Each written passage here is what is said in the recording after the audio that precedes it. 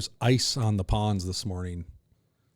Well, it was like 13 or 14 degrees, but it doesn't feel like that cold because there's no snow, which I like. Mm-hmm. I can handle if we had no snow all winter, I would be okay with it. Other than I couldn't use my snowmobile.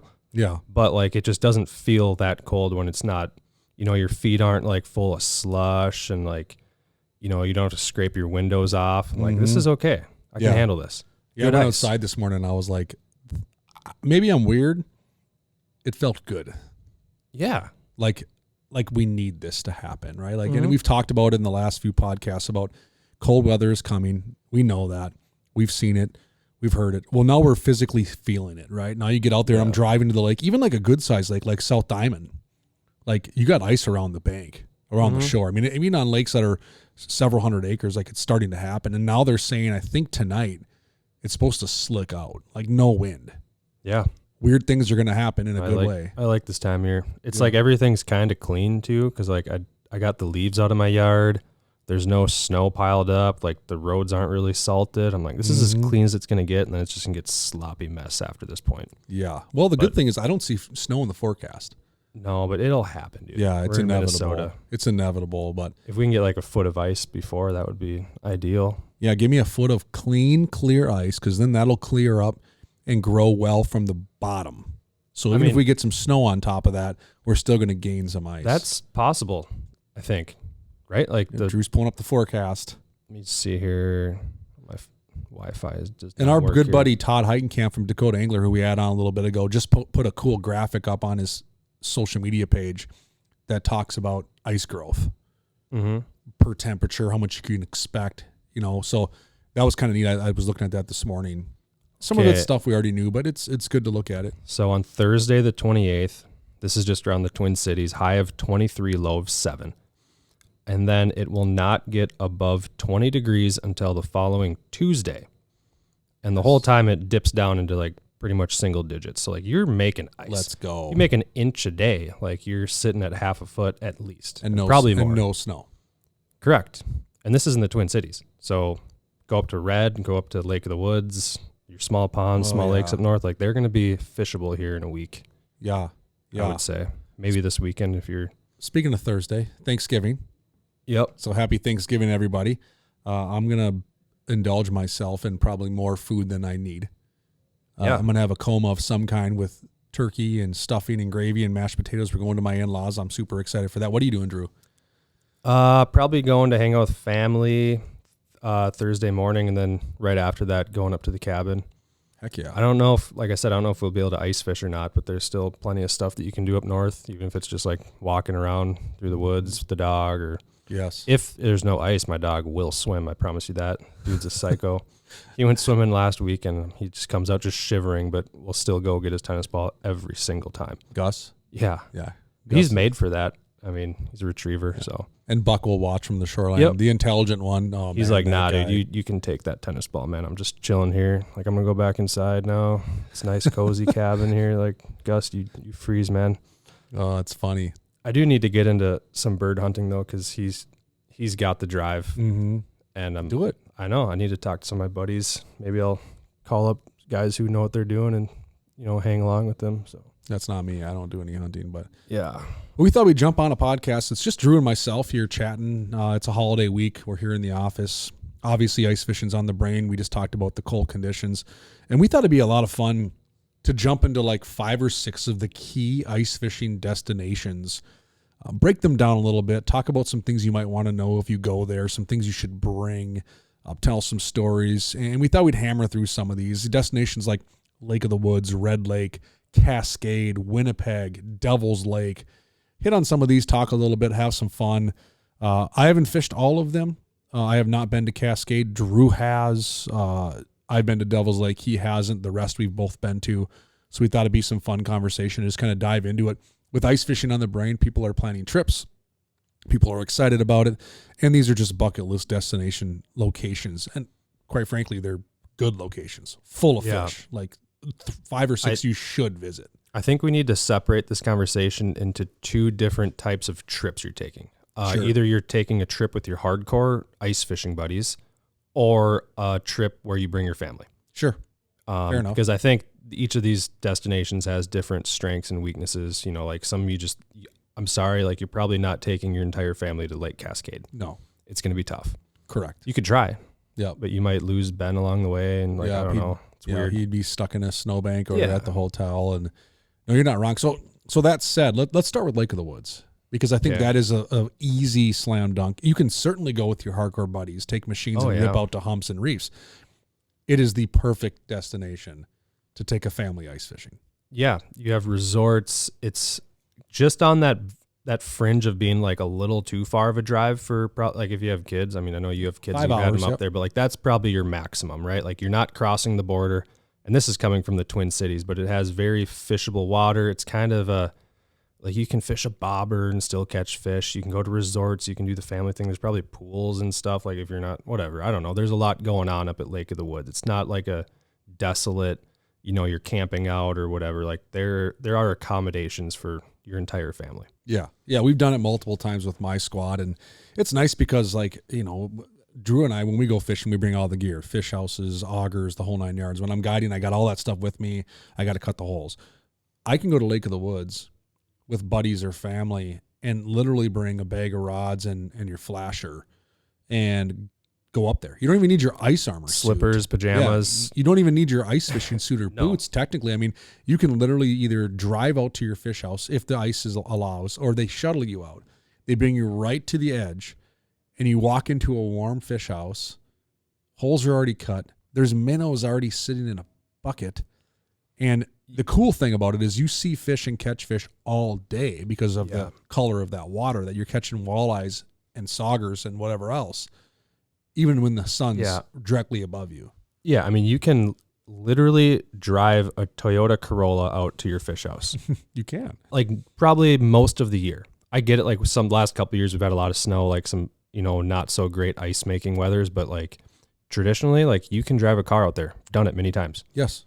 And you're on fish. That's a cool thing. Like I do some fishing on Mille Lacs, and Mille Lacs is a good fishery, don't get me wrong, but it's a timing thing, right? Yeah. Like I'm not going to go sit in a hard shack on Mille Lacs from 8 a.m.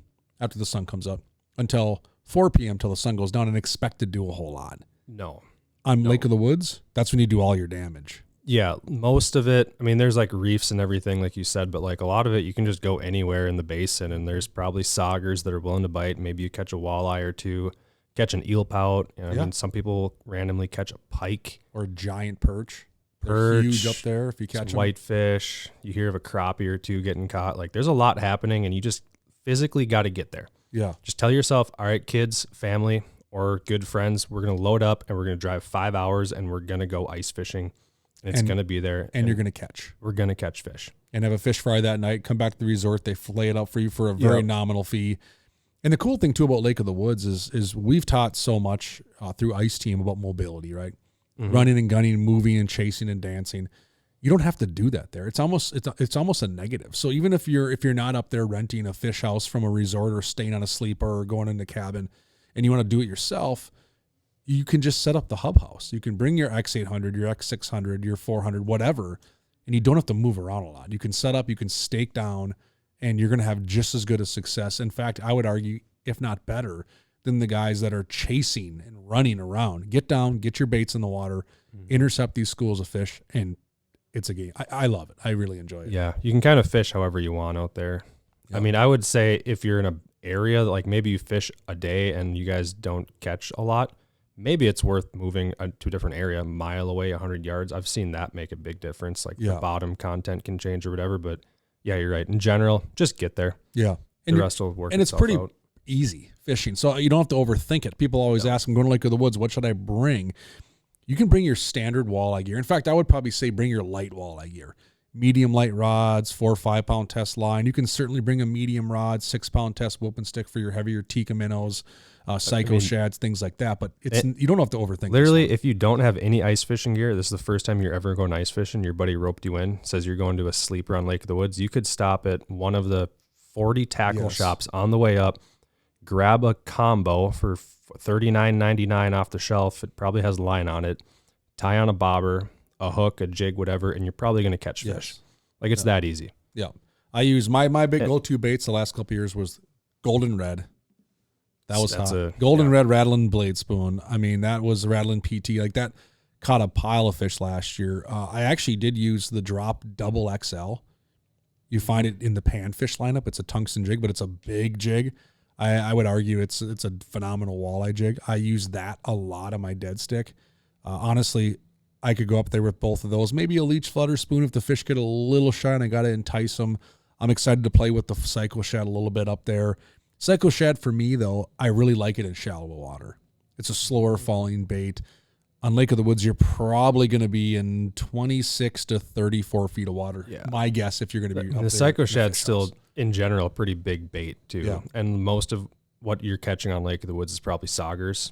I would say a lot of saugers, 80% of the time. You know, I mean, I know you can get into like some schools of walleyes different times of year where you're at, time of day, but it's mostly saugers. Yep. And they're a lot of them aren't that big. 8 to 14 inches. Yeah. Cigars. The ones that fit. Greg Jones always says the ones that fit across the mouth of the bucket drop in there and you'll eat those for dinner. Yeah. So that's a great lake. You hear of like everyone talking about the great fishing trips they had at Lake of the Woods, and they're not lying. Yeah. Like you do catch a lot of fish. If you want to go catch walleyes and saugers and the occasional bonus fish, it is the best place to go. Yep. They make it super easy for you. I'll be up there again this winter. Yep. All right, so Lake of the Woods. Also, before we hop topics, getting there, though, like you got to pick your days to drive. I mean, we've had some white-knuckle drives up there, so that's just another thing to take in consideration, whereas like a Mille Lacs from where I live, like I could bomb up there and, you know, be there by lunchtime. Good point. Like it's just another thing to take into consideration. It has taken me 8 hours to get to Lake of the Woods. Yeah. When it should take 5. Because once you get to Bemidji, from there to Lake of the Woods, there's not a lot going on. And if you get bad conditions, they're not plowing, there's drifting, there's a number of things. But, yeah, like Drew said, just watch the weather, pay attention to things, and play it's like it you safe. Get up there, and you go through all that, the bog country north of Red, and it's like nothing. And then I always get, like, butterflies going almost. It sounds kind of nerdy when I get to, like, Baudette, and I'm just like, same way. Oh, my God, here we are, the Mecca. Yeah. This is the place I want to be. This is why we drove this far. You're not wrong. Like I feel that mine is like when I see like the red, calm before the storm. Yeah, you see Red Lake on your left, right on your west. That's when I get excited. I'm like, okay, I'm under an hour away, which is probably a good segue. We should jump into Red because Red I think is probably a combination of both, right? You could definitely do the family thing. You could do a rental there as well.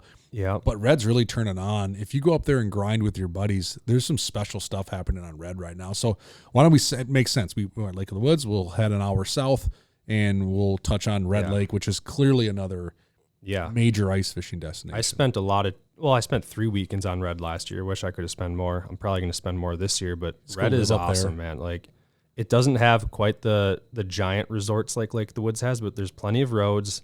There's plenty of bars. There's hotels and stuff. Or I wouldn't even say it. Maybe there are hotels, but there's like little resorts and stuff where you can rent a room or a house or whatever. But Red's awesome. It kind of fishes similar to Lake of the Woods in a sense where like just get out there, slap your wheelhouse down and start fishing. You're probably going to catch a walleye. Yeah.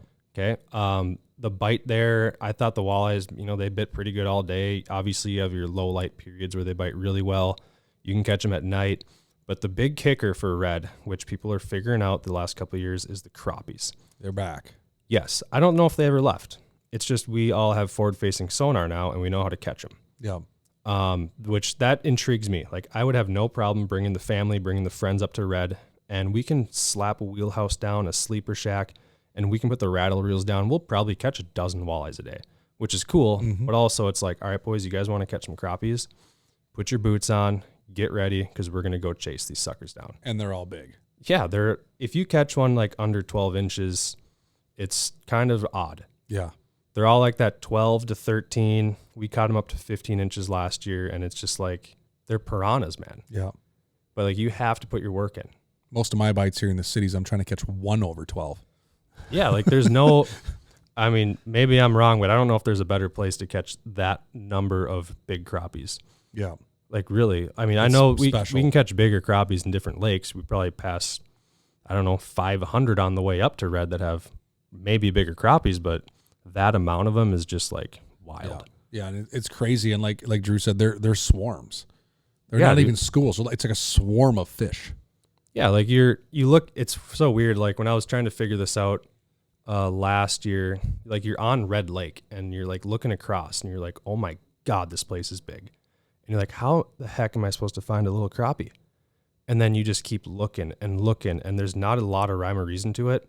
There's some rhyme or reason. I mean, there's some contour that you can find, whatever, but in general, you're just blindly looking for these things. Yes. And all of a sudden, you see them, and you're just like, oh my God. And you run over there, and you drop down on them, and it is vicious.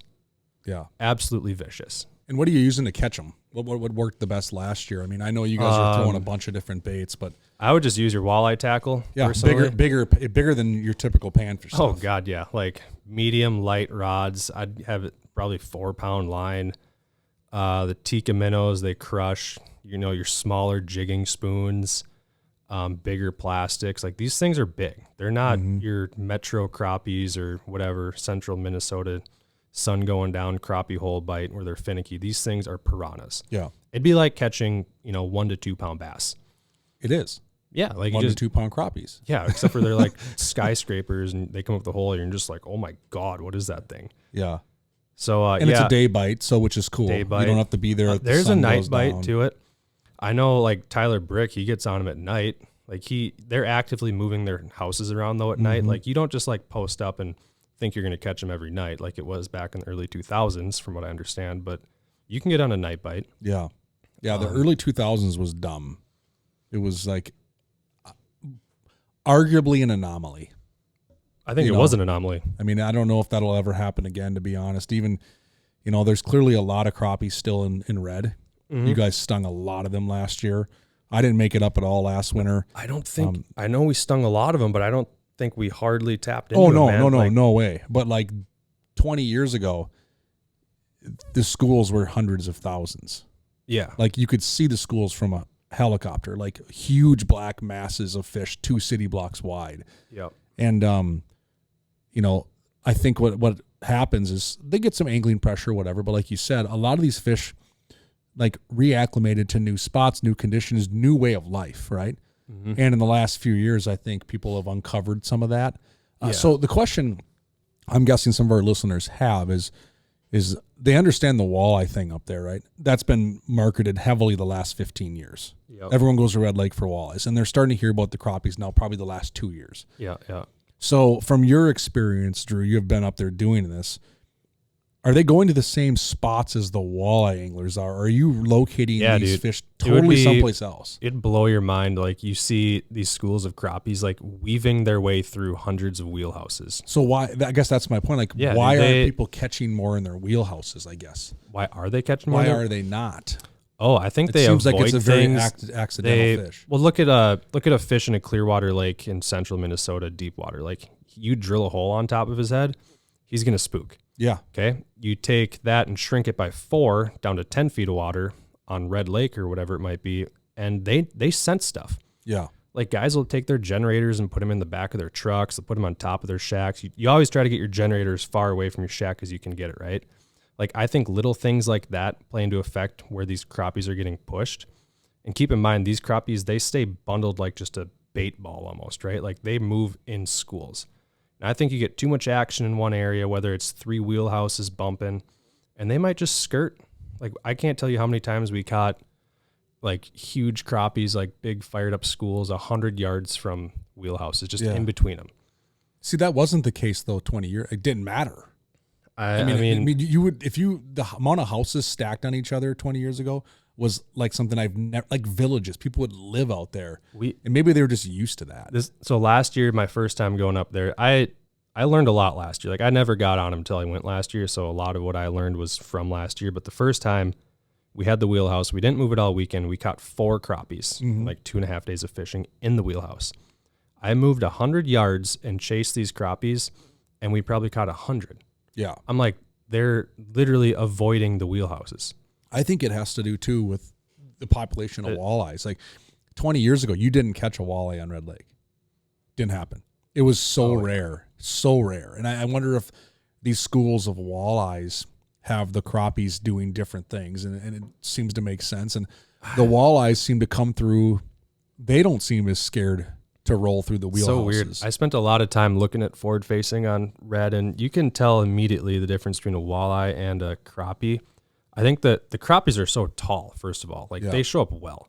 Like you get a 12.5-inch crappie from Red, like the thing's a skyscraper. And like they're probably grouped up more. Dude, you bounce your sonar off that thing is pinging. The walleyes, a lot of them, they stay on the bottom. Obviously, that's what walleyes do. I think I probably miss a lot of them because they might just blend into the bottom. And like you said, right at low light and stuff, the walleyes come through. I think they just raise up off the bottom and get more active. Where those crappies, they don't really stop.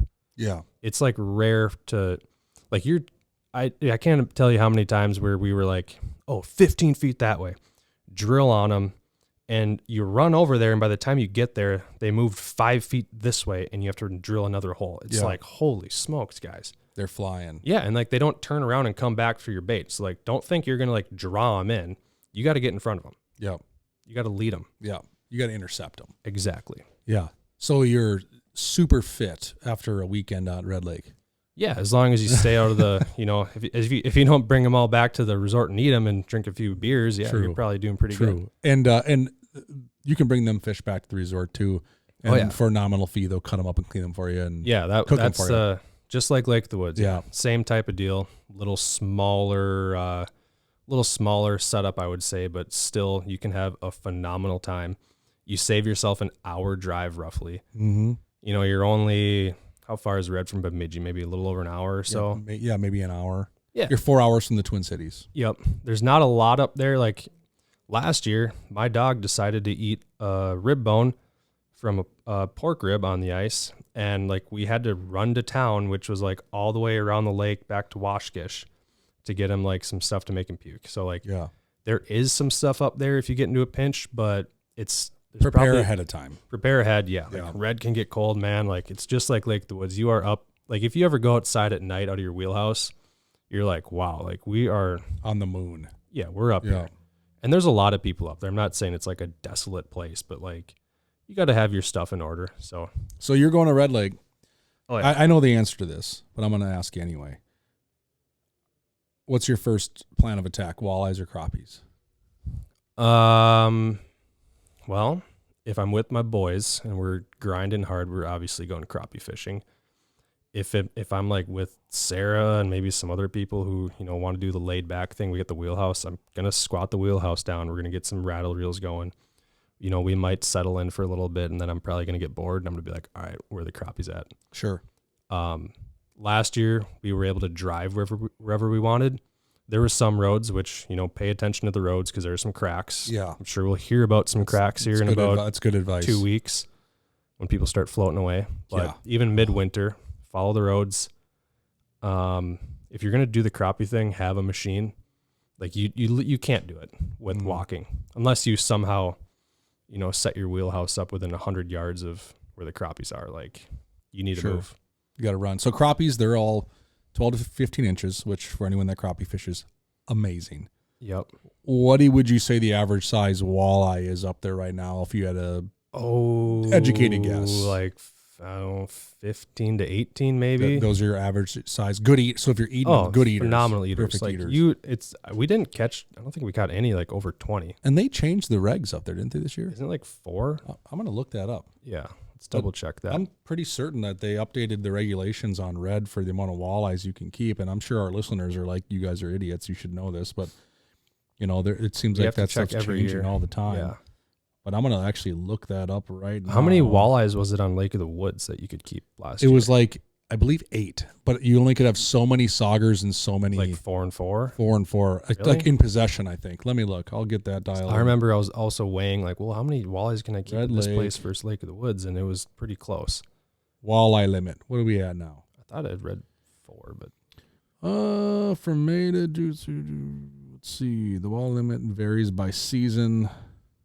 Winter season, the limit is 4. Yeah. With only one allowed to be longer than 17 inches. So you can keep 3 16s or 15s and your 118 or something of that nature. And so that's pretty cool. Now, Lake of the Woods, let's make sure we're not misquoting anything. So, I mean, there was many, many, many years where you couldn't even keep a walleye on Red Lake. So now, let's see, 6. The walleye limit on Lake of the Woods is 6 fish in total with no more than 4 being walleye. So that's what it was. So I misquoted. It's not 8. It's 6. Only 4 can be walleyes. essentially the same. Yes. So you could do If you're into your walleyes. saugers. You could do all 6 saugers if you wanted to. We had to do that some days. But, think about like Drew said during the Lake of the Woods portion of this, like, yeah, you're going to intercept some walleyes. And I think every day somebody in our fish house had a shot at a good one. Last year, a legit walleye. When we were talking about Lake of the Woods versus red, I was like, wow, like we went up to red and we had, I wouldn't even say good walleye fishing. And I'm like, I think we probably caught more walleyes than we would on Lake of the Woods. You're probably right. But you don't get those, like, you don't get Lake the 40 saugers throughout I the know, day you're mixed always in. busy on Lake of the Woods. Yep. Red, it's like, okay, we just went 2 hours without a bite and a couple came through, whatever. And that's where it's nice, Lake of the Woods with the family, like you alluded to. Like, Yeah. even my kids, if they're catching a 9-inch sauger, like, they're tickled. Oh, yeah. Fish comes in, they work it over, it bites, they reel it up, it's great, and they have fun. But yeah, I mean, you're probably in a given day catching just as many, if not more, what we would consider eaters on red than Lake of the Woods. So you may only catch a dozen on Red Lake, but essentially all 12 of those are probably eater-size walleyes. Oh, yeah. Where on Lake of the Woods, you're probably going to catch 12 or 15 eater-size fish in a day, and then 30 others that are too small, or maybe one too big, or maybe an eel pout, or maybe a tulipy, or something to that effect. We had one flurry on red last year where it was right as the sun was going down, prime time, where, dude, we caught so many walleye. Like, always we had one on the screen. Yeah. And we were in a wheelhouse, and we had like 6 holes going or something, and we had it was like actually a mega live in the middle and down mode, and you could see everything. That's fun. Yeah, like you're like, oh, he's going to this line, he's going to this line. Oh, nope, he's going back this way, he's going back this way, and then boom, someone gets hit by it. You get your buddy a hard time. Why didn't you catch that one? He was all over you. Yep. Yeah. So none of that razzing happens, I bet. yeah, none, especially with Holmgren. Oh, geez. that's a podcast in itself. But so we got Lake of the Woods, we got Red Lake. I feel like those are probably your top 2 destinations right now, right? Yeah. Let's slide in Minnesota, you're saying? Let's slide a little further west and jump over to Devil's Lake, because I feel like Devil's Lake gets talked about a lot. I know our team here's gone there a handful of times. I know our sales reps go there with our sales team. We got a lot of pro staff that direction. Devil's Lake forever has been known as like the perch factory in ice fishing. And to be honest, it's stalled out for a handful of years. If you talk to Zippy and the Perch Patrol, they'll tell you for probably a decade, perch fishing got a little tough. Yes. I think if you ask them now the last 4 or 5 years, it is 100% back and as good as ever. And it could be that the population's coming back a little bit. The size structure's getting bigger. But I think you alluded to it even on those Red Lake crappies. Anglers have much better tools than they used to. It changes everything. And if you think schools of crappies rip around basins and flats, these schools of perch don't ever stop. So they'll move miles. So the Devil's Lake perch bite is definitely bouncing back. I think the forward facing, just from even in the boat, like I've spent, I don't know how many hours on lakes fishing pre-forward facing sonar where I just get bored of it. I'm like, I've caught I know how it all works, like whatever. And then you get a live scope on your boat and you're just like, I need to refish everything to see how they're moving. And that is probably what's happening in ice fishing. It is what's happening in ice fishing. For sure. Like the Red Lake crappie thing, I know you did it 20 plus years ago or whatever. You had enough of it, but now like having the forward facing like just changes it all. Yeah. Like I can't speak for you, but I would want to do it again and see how they actually I look. will. Yeah, I will. For sure. Especially after you bragging about and showing me pictures of all these 2-pound-ish class fish you've been catching. I do think we need to talk so we've talked about the family versus hardcore buddies ice fishing. We need to talk about trophy caliber fish versus fish that you might want to bring home to eat. Yeah. And devils can do both. Yes. The thing about devils, though, jumping into what Drew said, is it's probably not the lake, and resorts on devils, don't hate me, but it's probably not the lake you want to go rent a fish house at and sleep on the lake. You're going to have real small windows of opportunity. My advice, if you're doing the Devil's Lake thing, is this is where you start to move a little bit into going with your buddies. You have your own gear. You're willing to move around and chase down some fish, because I think that's necessary.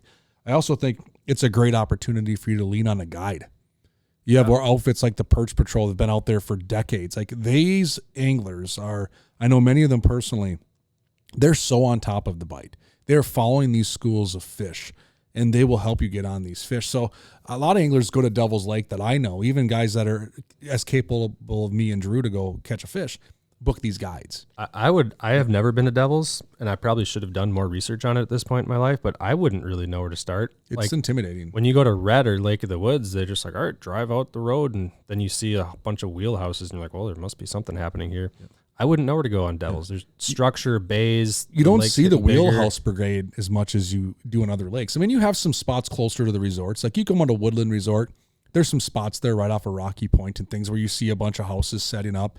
And those are the ones they rent out. And they're on some fish. Like Are they plowing roads? Yes. Okay. And you'll probably catch some fish when the sun goes down and maybe pick up some perch throughout the day. But my success on Devils has always come from sweat equity. Like you're going to move around. You're going to work hard. Like if you watch these Perch Patrol guides work, they set you up in 2-person Jason Mitchell thermal X's. Me and Drew book a trip. We're sitting in a shack. They put you on top of a pot of fish. You're catching some fish. They are out in front of you 50, 100 yards, the guides, punching and searching for where that school is going to next, where it's at now, where there's another one. And they're constantly moving you around on top of these schools of fish. It is a grind, but well worth it because these perch are big. They're super ferocious. And sometimes in the deeper water, they do get finicky and you got to work them over. Yep. But a lot of times, perch is one of those fish, at least for me, that when it's a big one, it's cool. Yeah. Special. Like when you got that big old fat teeter pig coming up with stripes, it's super cool. And Devil's Lake, you can get on them and you can get on them in masses. And the cool thing too about Devils is you can get on a day walleye bite.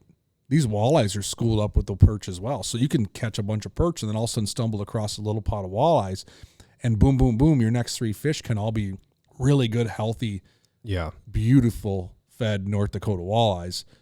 Devil's Lake's a special fishery and too. I know there's giant pike, giant crappies, white bass. White bass are huge. Yeah. So, but huge pike. At heart, it's the perch capital. Yeah. And Jason Mitchell, we all know Jason, like that's where he cut his teeth. Oh yeah. You know, you'll probably watch many Jason Mitchell outdoors television shows on Devil's Lake.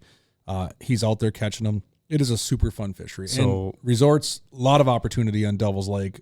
And it's about a 7-hour drive from the Twin Cities. So now you're a little further than your Lake of the Woods or Red Lake. If this is where you're from, is the Twin Cities. You may live in Detroit Lakes and Devil's Lake is only 4 hours away. But it is a little bit more of a haul. So would you bring your family there? I did one time. We brought the family. Everyone caught some fish. It was tough. The day, I'll be honest, that the family didn't come out fishing and stayed back at camp. Smashed them. Yeah, there's some pictures on the wall. Me and Jack pounded on them pretty good. Nice. Walleye fishing. So we were mobile. We were moving. Like we chased them down. Like, we weren't sitting put. And much like anybody, we did much better. But the perch, I remember, it's going to be a tough one to set up a hub house and put your family on top of them. Just being honest, they're moving so much. You got to be ready to work for them. But you find pay dirt. You put the work in. You find them. They're good. I mean, you go Google any Devil's Lake picture right now on social media or on any sort of browser in the last year or so, and you look at some of these cleaning tables in these resorts. Yep. These perch are big and plentiful when you get on them. It's a fun bite. So definitely a bucket list. So Devils is probably you and your buddies once a winter, maybe twice. You're like, boys, we're gonna go grind hard. Yep. We're gonna have a good time. We're gonna get rewarded. We're gonna have big steak afterwards at the resort. Like we're just gonna do an awesome trip here, and we're gonna fish hard. Yep. And we're gonna have a good time. Yep. It's like Mike Raymond. We've had him on. Clayton Kettering. We've had him on. They did a guys trip last year. A guys trip. Yeah. They said it was the best perch fishing they've had of their life. They broke 2 pounds like 7 or 8 times, and these guys are weighing their fish. They have gram scales. They're tournament fishermen, and they broke 2 pounds more times than they could count. And they all came back saying it was the best perch fishing of their life. And these are guys that fish a lot. So Devil's Lake is on right now. I think if that's your jam, how accessible is it for a wheelhouse? It depends on the snow. I mean, they are plowing some roads to likely community spots. Getting off that plowed road, it's tough. I mean, if you go drive around Devil's Lake, a lot of times to get from spot A to spot B, you get off the ice. So if I want to go fish another bay on Devil's Lake, I get back on the road, I drive around, there's another winter access that goes through, and it's a unique fishery. It's a flooded prairie land. Mm-hmm. So like you're fishing next to there's spots where there's like a flooded silo.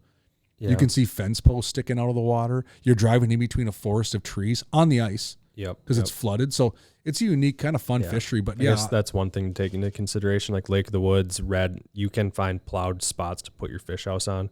If you can't find one, you can call like even at Red 2 years ago, there was a guy sitting there with the plow.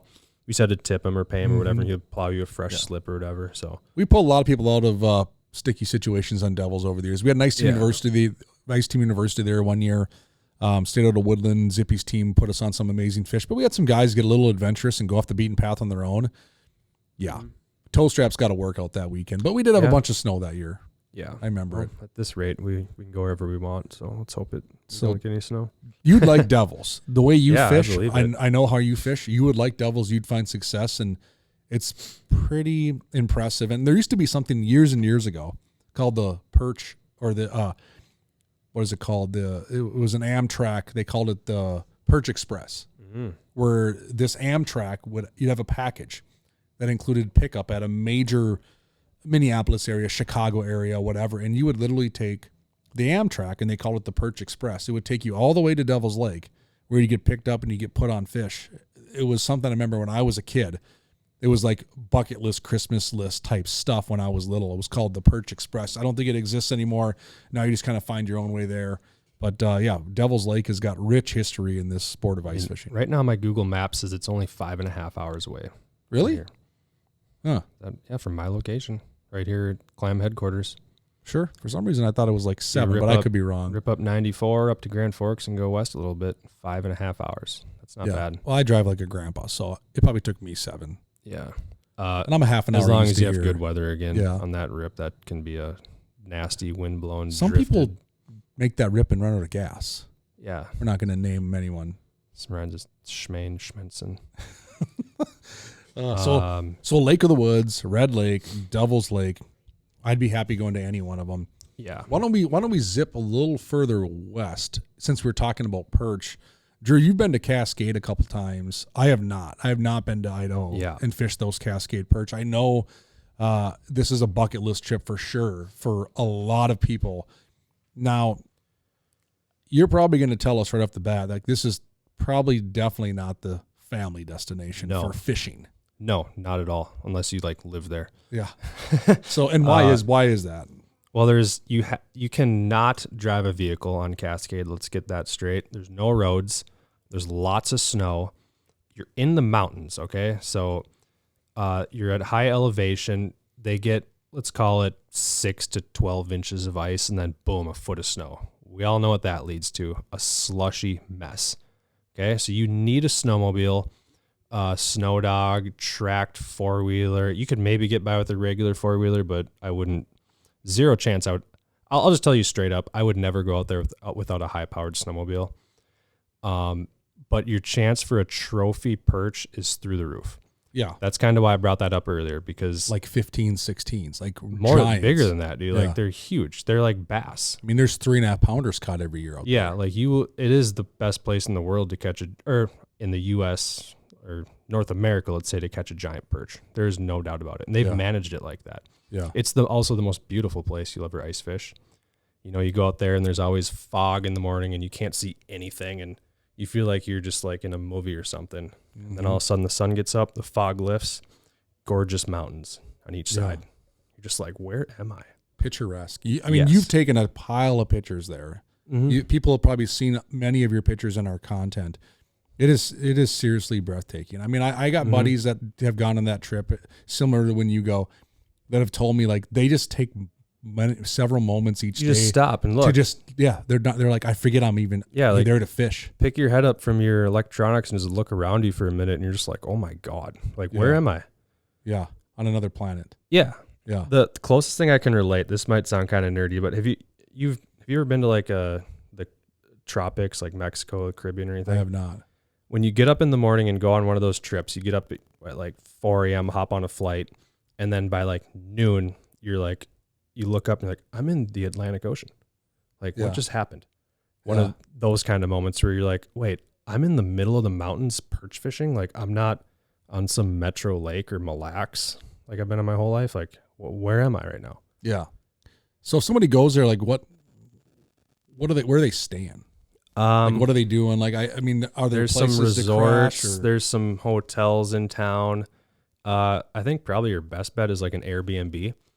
So you show up in an Airbnb, rent out a house for 10 guys, gals, whatever, and You know, you can stay there. You can drive your snowmobiles all around. It's snowmobile country. Yeah. Don't kid yourself. Like, people go there and they go snowmobiling in the mountains and skiing and snowboarding. Yeah. And there just happens to be like this amazing perch fishery right there. How many people are out there fishing? Oh, I mean, 1,000 a day, maybe. I there? don't know. I mean, there's a lot of people that do it. It's hard to tell. It's a big lake. Like, it's huge. You know, I don't know how many miles. I'd say 15 miles long or so. Like, you get out there and you're like, this is not a small body of water. Yeah. There are some community spots, but in general, like, you can probably find your own area. The perch kind of roam like perch do. Some spots can be better than others. You get a shallow bite, a deep bite. We caught some suspended. And frankly, some years are just better than other for whatever reason. The forage base. I remember 3 years ago, there were so many bloodworms in the water. It was like hard to catch a perch. Yeah. Then 2 years ago, for whatever reason, they came unglued. What did you use to catch them? Like, what are you using up there? Tikka minnows. You're in deep water, I imagine. Sometimes. Yeah. I'd say anywhere from like 5 to 40 feet of water. Oh, so they're up shallow sometimes. Yeah, like I remember one of the better bites we got, and I think it was 5. I try not to pay too much attention when I'm there because I just get jealous that I'm the one holding the camera, not the rod. But we were tight. Okay, we were up there, and Don Cox and his kid, they were just smashing them up shallow. It's kind of like a Winnipeg thing. Like, you can chasing probably minnows at that point. Be my guess. Yep, it was the low light period, whatever. They're up shallow eating, and they were catching nice ones. But your typical perch stuff. What's a nice one? A nice perch out there. Like, what are they catching? Like, what is your average size fish that you're catching? I mean, it's wild. So you catch a lot of like your standard perch, where you're like, okay, that's a perch. As basic as that sounds, but then I'd say every, I don't know, probably every 5 you catch, it's like a jumbo, and you're just like, what the heck is that thing? Like, you would be like, what is this thing? I don't know what it is. That's not a yellow perch. There's no way. Yeah. And we dropped an underwater camera down. Actually, I recorded, and you get these schools of, you know, you're like 10 to 11 inch perch, whatever. You're like, okay, cool perch. Those are your average. So still really respectable fish. Probably. It's hard to say if they're average because you see a lot of them, but you catch a lot of like those, I don't know, like 10 to 13 inchers maybe, and then you get your jumbos, and you know when you have a jumbo. Like, I caught one that was like 15, and I thought it was like world record, and it was like kind of an average, or maybe a little above average, but like that year we weren't catching many, and this thing was like a tank. I was like, what is this thing? You know, but you hear them like up to like 17 or something crazy. I heard of that. So it's wild, man. All right, sorry, I interrupted you. Back to like what you're using to catch them. Oh, big plastics. Like the Nikus would work great. I caught my big one on like just a swirl drop kick with like two bloodies on the back, Mackie bloodies. I mean, it's perch fishing in the end of the day. You know, just like the red lake crappies. Yeah. Just use what you would normally use for perch or crappies and just go a little bigger. Yeah, I see a lot of guys and gals using like a perch colored Tikka minnow. I saw like Mitchell do a show on that. I seen Scott and Shelly go up there and do 1/8 ounce spoons, flutter spoons. Sure. Tikka flash would work really well. You can only you can't use minnows out there, so you can use like maggots. You can buy them out there, and they actually cost a lot of money. It'd shock you. Yeah. Maggots. So it's like the only bait you can use. A lot of money for maggots. Yeah, and you can use the predator tip ups. You know, your ones that set the hook for you too. So it's kind of What else are you catching other than perch, or is that? I mean, are there other species? You can catch a rainbow trout. Okay. I feel like every day we went out, like someone hooked into a rainbow. It's kind of cool. They try to eradicate the walleye from the lake, but people have been catching 1 or 2 every winter apparently. Why? Someone put him back in, or they didn't get them all out of there. They don't want him in there? No, like that's why they made this trophy perch fishery. Yeah, they literally made it a trophy perch fishery. And what do walleyes do? They eat perch. Yeah. The perch actually eat perch. So if you use anything perch colored, like you're probably going to be catching fish. Like they cannibalize the small ones. Well, yeah, they're 2-pound perch. Yeah, dude, they're huge, man. It blows your mind. The crazy thing too is there's no limit out there, so you can keep as many as you want. Which, if you're in Minnesota, that would be a big no-no because you want to have the bigger ones to get bigger because or genetics are better. All this and that. They're old fish out there. They're like, we need to get rid of all these big ones so the young ones can get bigger. Yeah, I'm just like, huh? But apparently something's working. So that's a bucket list trip for me. It's a far drive if you're from the Midwest, but people do it. Yeah. Yeah, because you want your gear. Otherwise, so if you fly out there, can somebody hook up with a guide? I mean, I know there's a few guides out there. Yeah, that you way. fly into Boise, and then it's an hour or two north. There's guides and stuff, but it's one of those ones where it'd be like if you're into like motorcycling or riding bikes, you go to Sturgis. Yeah. Same thing with this. Like you pack the big trailer, you bring what you need. And if you break down, you better have something to get you unstuck or fix whatever you need because like you're there. So if your personal best perch is like a 12 or 13 incher, right? Let's say that's probably a lot of ice anglers listening, right? Yeah. You know, we don't, unless they live in perch country, 12 and 13 inches is a very nice perch. So I'm not underplaying that at all. I mean, I would love that any day of the week. Chances that they break that going to Cascade. Very high. Okay. Very high. Yeah. So very good chance they're going to see a 14 or 15 inch perch if they go there for a couple They're days. just so fat out there too. Like I know you can catch 14-inch perch all like in Minnesota even, but like out there, a 14-inch perch is like twice the weight. Like it's just a blimp. Pretty rare. And you can get those 16s, 17s or whatever. See, that's what intrigues me. Exactly. Yeah. It's something you can't get anywhere else. Yeah. As far I'm maybe you can. Do you know? Gogebic. So I got a couple on my wall that are 16, and Gogebic out in UP. I know that we would get fish up to like 2.5, 2 3/4, but not 3.5 pounds. Like that's insane. Those, no, dude.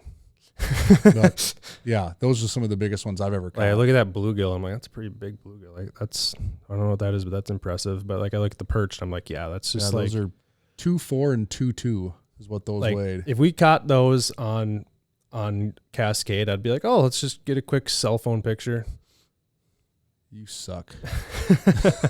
I mean, some of them are just wild. I'm telling and they you. look cool. Yeah. No, yeah, I need to get to Cascade. I love perch fishing.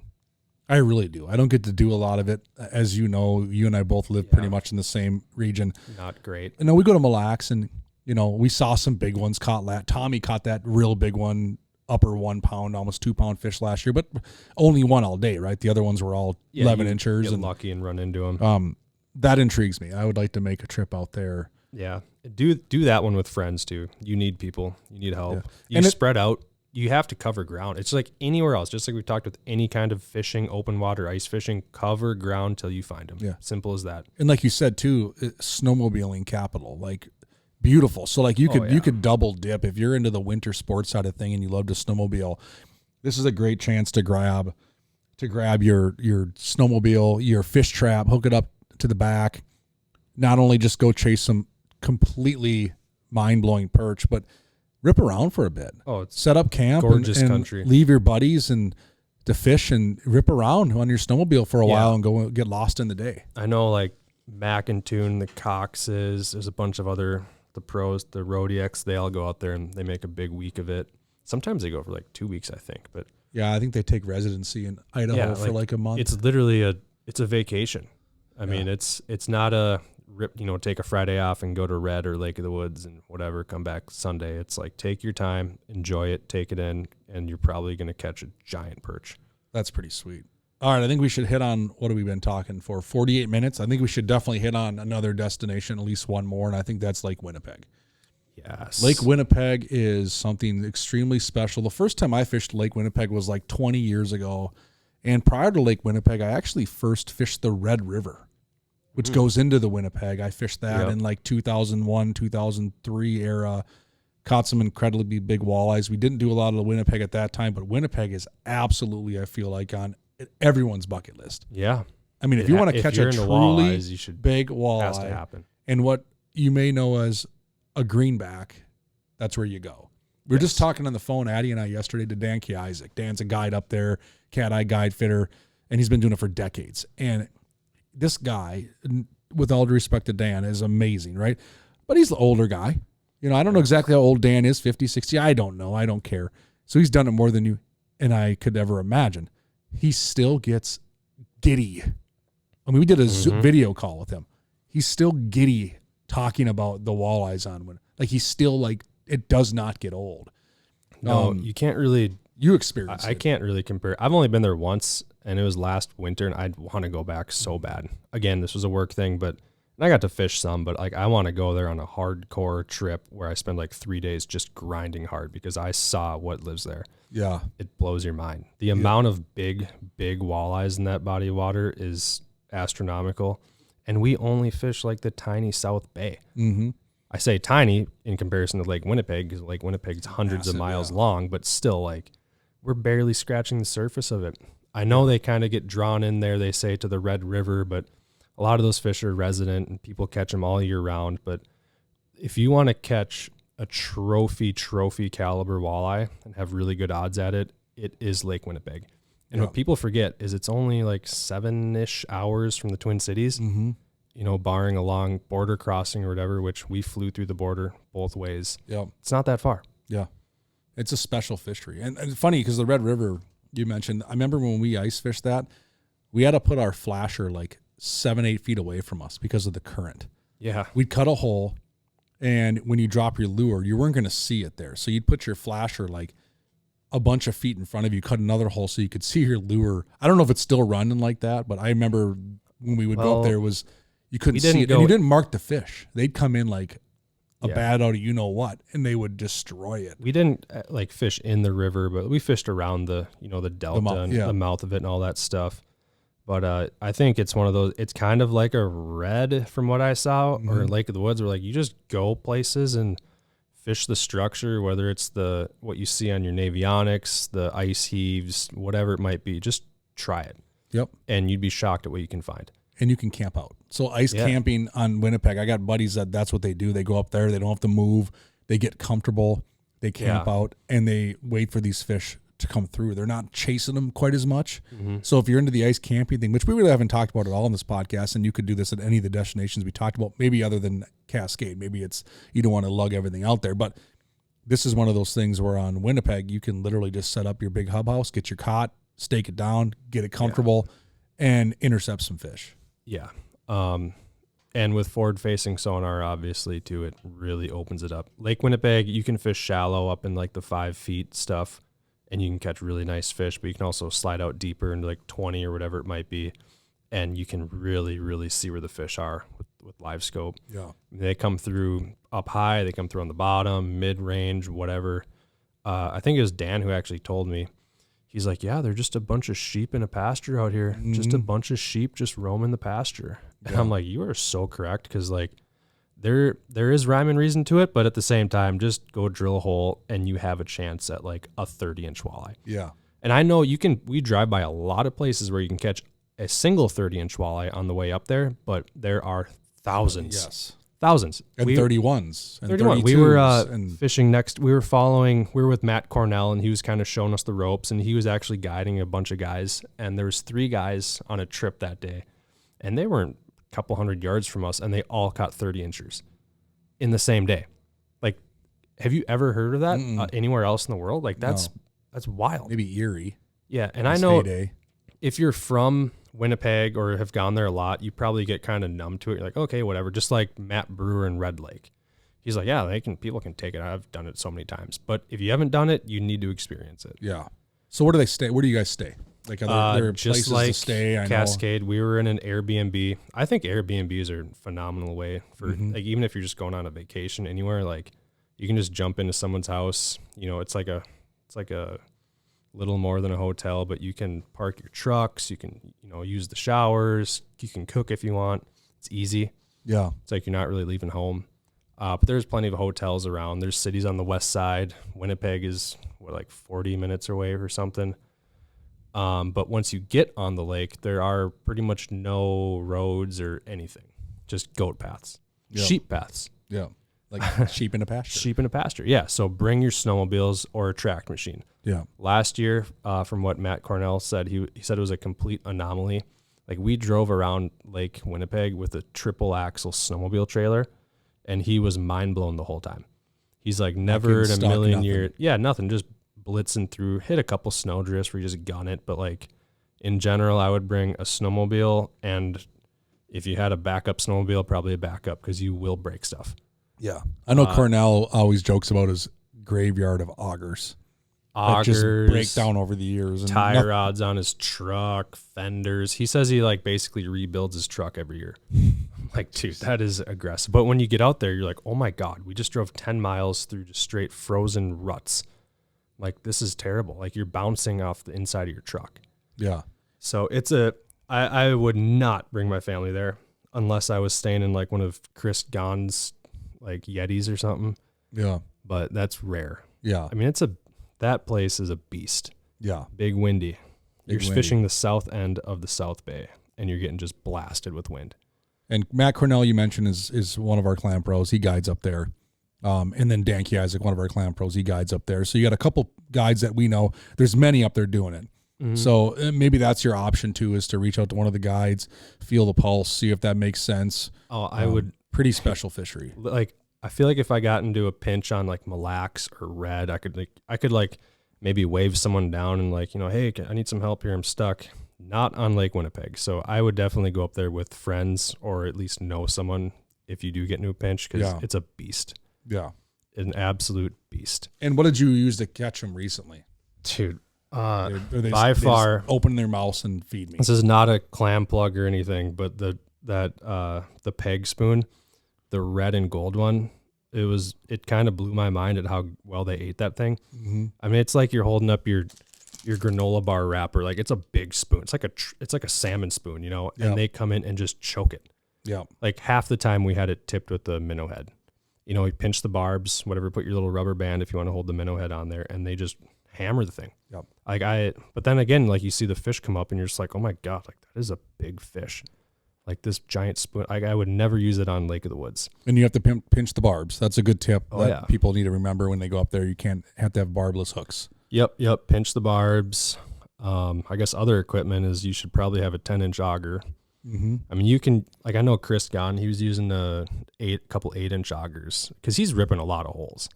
But if I'm up there, I probably would want a 10-incher because, like, I just don't want to lose that 30-incher at the bottom of the hole. And you're drilling through 4 feet of ice. You need an extension. There's the ice heaves that sometimes make that 4 feet of ice 8 feet because they stack up on each other. There's a lot that goes into it. Bring your medium, whatever, your ice fishing rods for walleye. Like, be prepared for a 11-pound walleye. A fish of a lifetime. Exactly. Yeah, and that's what everyone says. Everyone goes up there with heavier than what you would think gear. Oh, yeah. Not because there's a lot of fish they catch that's probably overkill. But sure, then you hook onto that 1 or 2 or 3 where it's a 28 to 31-inch fish, possibly a fish of a lifetime. And you don't want to miss that opportunity. They're just like the Cascade perch. They are stacked. They're built. Like, you're not up there for eaters. No. You don't go to Lake Winnipeg to go get a bunch of eaters. You're up there to try to catch one of those giants. Yeah. That's why you go. That being said, though, there are a lot of eaters. Yeah. Like, I know the last day we fished Thane and Mariotti, they kept some fish because, like, you catch a lot of those, like, 18-inchers too, Sure. Then you catch, like, a 24, 25. You think it's, like, big, and then you're like, oh, okay, well, that's just, like, a average. Run-of-the-mill. Yeah, like, it's not, like, I'll take a quick picture of it, and then you're like, oh, yeah, we're here for those 29 to 31s or whatever. And I know, talking to Dan yesterday, there's things frozen up there already where things are happening. And I know I got one buddy that's going up like in a week. He was telling me yesterday, and he's in Manitoba, and he said there's like 6-8 inches of ice on some of these lakes already. People have been ice fishing for lake trout, and he's not on Winnipeg yet, but he's like, it's extremely close. Mm-hmm. It's a different world up there right now. I mean, they got exceptionally cold conditions. They have a bunch of snow on the ground. Like, things are happening. Like, he said he's taking a little break in the action because he just got done fishing in the boat. Yep. And he'll be back on the ice quick. And I asked him, he said he usually waits till like the middle of December to start guiding and doing stuff. And he's out there before then because he's like, their season's so long. He goes, we can walleye fish until the end of March. So he's like, we're not in any hurry up here to like run on to 2-3 inches of ice like you crazies are down there. I'm like, yeah, good point. I would recommend going in probably March too. Yeah. For early season, just because the conditions won't be as bad. Yeah, and our walleye season's closed. So if you still have that itch, it is the perfect time to go up there. I mean, you can chase walleyes here in Minnesota or whatever you want to do. And then you can take that rip up to Winnipeg all of March and chase possibly a fish of a lifetime. Yeah. And any of these locations too, there's obviously so many resources beyond just this podcast or us for how to actually do it, because we've been there on work trips, personal time, whatever, but there's guys that do this all the time. This is what they do. Yep. I think I watched a Jay Siemens video actually the other week where he was at Lake Winnipeg, and I was like, oh, that's the same access we went out of. And he talked about like how the county plows a big area. You can park your trucks, your trailers, and it's pretty sweet. So yeah, they make it accessible, but you still need to have everything prepared. Yeah. Be prepared for the worst. I Yeah. mean, as simple as that. Like you're in Canada, you're on a giant body of water. Like you don't want anything to go bad. All right. So we just talked about 5 epic destinations in 1 hour. Like Drew said, Reader's Digest, tip of the iceberg, a lot more information. All right, Drew. Yeah. Personally, rank them for you on where you would go 1 through 5. Okay. Right now, it's like this winter, how many? Okay. Let me see here. I would go. What time of winter are we talking? This is so Just whatever. It's Like- all like- so variable because I don't really want to go. Your to like, wish list this winter for destination trips. Okay. Out of those, those are the only 5 you get to choose from. I know you're going to fish all over the place and other places too, but those are your 5, 1 through 5 on like your wish list. Winnipeg is number 1, I figured that. guaranteed. Just because I saw the fish there Mhm. and I didn't quite get to fish them as much as I wanted to. Sure. Because we're working. But I want to go up there with my forward facing, my snowmobile, do things on my own, right? Yeah. Like I want to have my auger, my live scope. Like I just want to be efficient. Whenever we do work stuff, let's be real here. You're busy. It's not like a tournament like the UPL stuff. Like those guys rock. Those guys, if you put those guys anywhere on any of these lists of lakes, oh my God, Yeah, they're just gonna pound. annihilate. Well, it's like when Raymond and Kettering went to Devils. They had the Yeah. best, I mean, most people are like, "You caught those where?" Yeah, and they're like, "Yeah, we just kind of grinded it out and we found them. I It know, took a like, while, and man, we had the best even fishing of our life." Cascade, most people just go out there, throw a hub house up, and they just like fish an area for the The day. guides were hitting up Raymond and Kettering after their trip, Yeah, and dude. that was their first time ever going out It's there. because their Like, how'd you ability do it? to Where'd you break go? down. What'd you use? It's literally their ability to break down a lake. Yeah. Like when I go to Red, I think I talked about it earlier today. I was like, you sit there and you look around, and you're like, God, this is a big lake. Like this is gonna be kind of tough to find a crappie. Those guys are just like, all right, well, which direction are we gonna start? We're gonna make a big circle and just cover it all. So Winnipeg's number 1. Winnipeg is 1, and then I would probably say Red is number 2. Red's number 2. I still didn't get my full fix on Red last year. You will this year. Yeah, I ran into some stuff. I got engaged and dog ate pork bones and just really ruined my day. And then Holmgren and my buddy decided to just hammer the school when I was gone, getting my dog hydrogen peroxide. Still a little sensitive over that. So yeah, Red's 2, just because I really want those crappies are pretty sweet, man. Okay, so that's Winnipeg, then Red, and now we have Lake of the Woods, Cascade, or Devils. I'd probably go to Cascade just because it's so beautiful. And the opportunity at a true giant. Yeah. I don't know if I could go to Winnipeg and Cascade the same year just because, we work and stuff. But if I had like a ton of time just to go rip around, I'd for sure go to Cascade second. Then I'd go to Devils because I haven't been there. I'd like to explore it, but I wouldn't want to just perch fish. I'd want to perch fish for a certain amount of time, but I'd also like to throw a tip up. They're catch a huge big pike. Yep. Yeah. Cool looking fish too in that lake. Yeah. And then I know people have been talking about the crappies too. I'd like to see what that's all about. I know that's like not a easy thing. And it could be very impressive. Yeah, but like it's North Dakota. The Dakotas grow huge fish. Mhm. Like they're farm pondy type feel. Like they got the freshwater shrimp. So yeah, I'd want to go to Devil's 4th just to experience the vast array of fish out there. Mhm. And then last would be, we didn't even talk about the pike on Lake of the Woods. I know. This might shake up everything. Yeah. Because I really want to do that. I actually told Tom, I think it was 3 weeks ago, I was like, dude, April pike, big ones. I was like, this might sound bad, but like all I want to do this winter is go to Winnipeg Red and then go to Lake of the Woods for pike. So maybe this might shift up my whole deal because the pike on Lake of the Woods that's Giants. phenomenal fishing. Like where else do you catch that many big pike? People do it on Winnipeg, I guess, but they go far Yeah. north, and I don't know. That's beyond Way my more reach. accessible to do on Lake of the Woods. Yeah, and a lot So of that people would do it. shift it up past Devils, Ooh. past Cascade.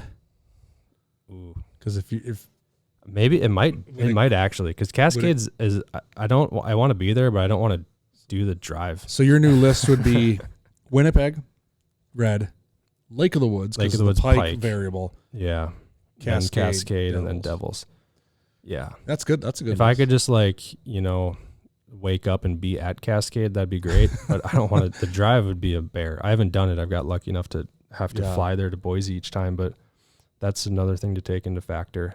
But yeah, the Pike, we did that the one time with JP and Jiggy like 3 or 4 years ago, and that was wild, man. We caught like 4 over 40 in one day, and then a bunch of like 38 to 39s, and we hit it right. And you can hit it wrong. I've hit it wrong before. Yeah, but that's pretty special fishing. So there's a lot of good places, and in the end of the day, you can just go to your backyard in Metro Minnesota or any of the 10,000 lakes or whatever we have around Minnesota. Minnetonka. I'll probably pass on that one. I'll be out there because of the fishing league, but my list is slightly different than yours. Cascade would probably, if we're talking true, don't worry about work, nothing, you can just go on these trips, I'd probably say Cascade's my number one. Well, I've never done it. Never been there, never got to experience it, so that intrigues me. I'd say Lake of the Woods is my number 2, and I say that because of my family. I love to watch my kids fish and take them fishing, and they're getting so into it. I think they absolutely love going up there. They just like to be on fish, and Lake of the Woods is great. We can all be in one place at one time in one fish house. So to me, that's always something I really cherish every year with the family. My third would probably be Winnipeg. It's been a long time since I've been up there. It's been a decade, and I'd like to see how it's changed with the new technology and how we can target these fish and what we can do. I'd love to try to put my hands on a big fish. I think that'd be a riot. And then it's a toss-up. Like the Red Lake thing intrigues me because I did the crappie thing so much, and I want to do it again and see what's different and what's changed. But I used to go to Red Lake so much. I used to go there 6-7 times a winter. That doesn't intrigue me near as much. And Devils does, just because it's a cool place to fish. Like, you can take a picture with a tree sticking out of the water right behind you. It's kind of neat. So, I do that every time I fish on a spear shack. True. So that would kind of round out mine. And but yeah, it's but you're not wrong. Red is if you're doing it right, you are literally hooked up on fish for such a long period of time. Like, think of if you can go out there and catch like over 50 crappies a day, and they're all like trophies. Yeah. I'm like, I know it's not like you're catching a 16 to 20 inch crappie, like a hybrid or something. Like, they're black crappies, and there's a lot of them, and a lot of people are doing it, but it's still like what for most people would consider to be like a world class crappie. Yeah. 100%. Let's be real. A lot of people aren't. Yeah. It's hard to catch a over 12 inch crappie in a lot of places. Yeah. They were saying at one point during the heyday that they said Red Lake was the best crappie fishery in our country. And they put that ahead of all the hammers down south, everything. They said the quality and the average size and the accessibility at one point, a couple days, they listed it as the number 1 crappie fishery in our country. Yeah.